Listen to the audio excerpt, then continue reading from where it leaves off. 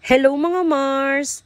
Ito naman yung paraan ko ng pagluluto sa aking paninda na pork igado. Normally po talaga kapag pangkarinderya na ulam ay marami po talagang sarsa. At sa pagluluto ay nakadepende naman po sa inyo yun kung gusto nyo na masarsa o kaya naman ay tuyo yung pinakagusto nyong luto. Ang una kong ginawa dito ay pinirito ko yung hiniwang patatas, carrots at yung bell pepper. At dahil luto na at pinalambot ko na yung karne na gagamitin dito, kaya mas mabilis lang natin itong maluluto. Nagisa lamang ako ng sibuyas at ng bawang at yung pinakuluan na karne. Pagkatapos kong maisangkot siya itong karne, naglagay lamang ako rito ng pamintang powder at ilalagay ko na itong atay ng baboy na nakamarinate sa suka, toyo at paminta. Pagkalagay ay tatakpan ko lang ito at pakukuluin ko ng 2 minuto bago haluin. Maglalagay lamang ako rito ng pamintang buo at yung piniritong gulay na patatas, carrots at bell pepper. Maglalagay rin ako rito ng tubig na pantay lamang sa karne at pampalasang asin,